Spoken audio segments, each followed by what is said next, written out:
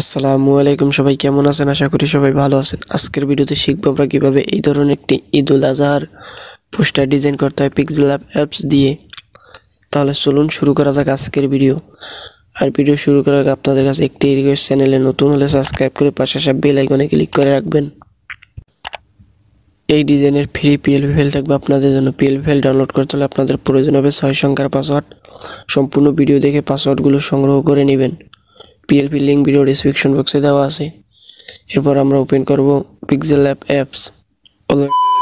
Alright, PixelLab apps open করার পর আপনাদের সামনে এরকম একটি ইন্টারফেস শো করবে। এখান থেকে 3 ডট অপশনে ক্লিক করে ওপেন ডট পিএলপি ফাইল, তারপর ডট পিএলপি থেকে আপনারা যে ফোল্ডারে ডাউনলোড করে রেখেছেন সেই ফোল্ডারে চলে আসবেন। সেখান থেকে আপনারা অ্যাড করে নেবেন। এরপর আপনারা এরকম একটি ইন্টারফেস দেখতে পারবেন। তারপর লেয়ারে ক্লিক করে আপনি এখানে প্রত্যেকটি লেয়ার কাস্টমাইজ করতে পারবেন।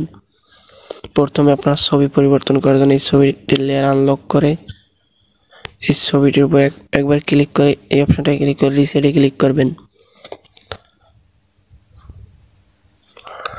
তারপর আপনার ফোল্ডার থেকে একটি ব্যাকগ্রাউন্ড রিমুভ করা যে কোনো একটি ছবি এখানে নিয়ে আসবেন। তারপর tick. I've seen a lot of change, been through a lot of pain. তারপর লেয়ারে ক্লিক করে আপনারা ছবিটির লেয়ার লক করে দিবেন।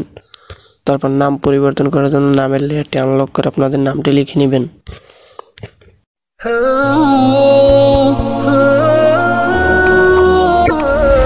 এখানে পদবি লেখা গ্রাফিক্স ডিজাইন, এখানে আপনারা চাইলে এটাও পরিবর্তন করে নিতে পারেন।